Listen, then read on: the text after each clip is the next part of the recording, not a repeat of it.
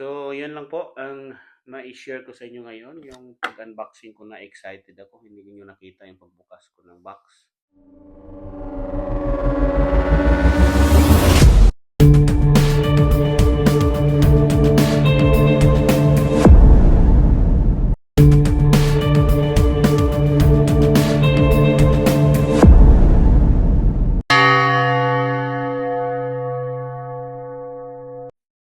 So guys, ito yung na-order ko sa Temu ngayon, nag-unboxing na ako which is hindi ko siya na-record kasi excited ako dito sa sa microphone na nabili ko.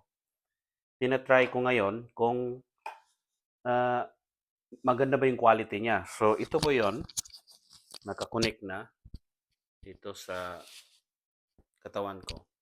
So i-try natin kung maganda ba yung quality niya sa microphone. Mic test 1 2 3. Mic test 1 2 3. Hello? Hello guys. Thank you for watching.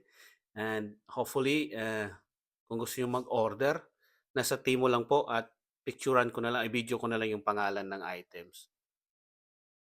So ito na yun guys, yung na-order ko na microphone sa Temu.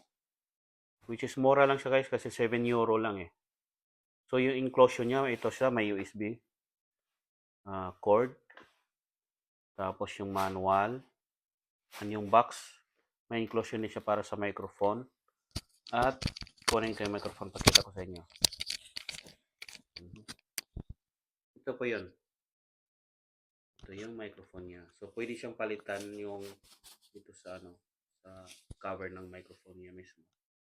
So, yung gusto niyo mag-order sa Temu, i-ano ko na lang yung link sa description, guys, para mas madali kayo makapag-order. So, yun lang po ang ma-share ko sa inyo ngayon, yung pag-unboxing ko na excited ako. Hindi niyo nakita yung pagbukas ko ng box. So, maraming salamat, guys, and have a nice day. Bye-bye.